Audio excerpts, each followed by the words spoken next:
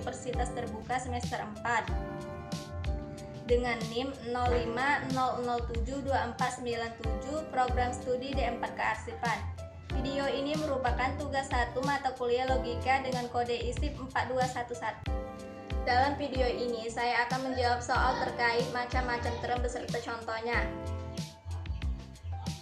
Dalam bahasa dan logika, term dapat diartikan sebagai kata atau gabungan kata yang membentuk subjek atau predikat dalam sebuah pernyataan atau proposisi. Term merupakan unsur dasar yang membentuk logika dan digunakan untuk menyatakan suatu konsep atau ide dalam suatu pernyataan. Untuk pertanyaan pertama adalah jenis-jenis term.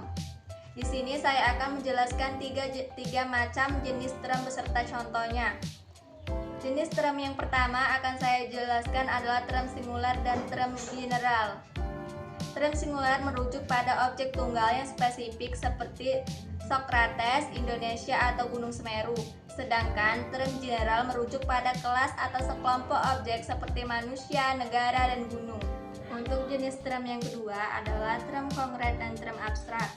Term konkret merujuk pada objek fisik yang dapat diindra seperti meja, buku, atau pohon. Sedangkan term abstrak merujuk pada sifat, keadaan, atau konsep yang tidak dapat diindra secara langsung seperti kebaikan, keadilan, atau kecerdasan.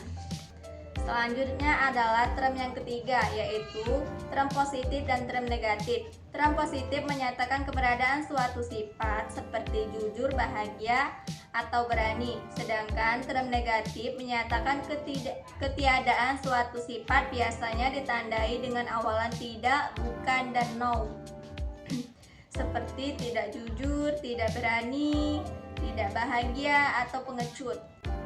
Untuk pertanyaan kedua adalah tentang sesat pikir atau logical fallacy.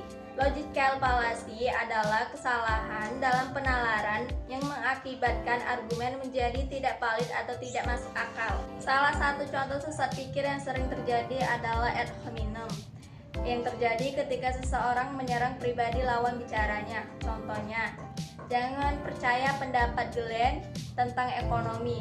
Dia sendiri punya banyak hutang. Argumen tersebut tidak valid karena kondisi keuangan pribadi Glenn tidak ada hubungannya dengan keberadaan pendapatnya tentang ekonomi. Untuk contoh yang kedua adalah hasty generalization atau generalisasi terburu-buru, yang terjadi ketika seseorang menarik kesimpulan umum berdasarkan sampel yang terlalu kecil. Misalnya, 2 mahasiswa Universitas X yang saya temui sangat tidak sopan. Jadi semua mahasiswa Universitas X pastinya tidak sopan. Kesimpulan tersebut tidak valid karena hanya berdasarkan pengalaman dengan 2 orang saja. Adapun cara menghindari logical fallacy. Untuk menghindari sesat pikir, kita perlu belajar dan mengenali berbagai jenis logical fallacy. Selalu evaluasi, pesimis, dan konklusi dalam argumen kita. Berpikir kritis dan tidak terburu-buru dalam menarik kesimpulan. Terbuka terhadap kritik dan bersedia mengkoreksi penalaran kita jika diperlukan.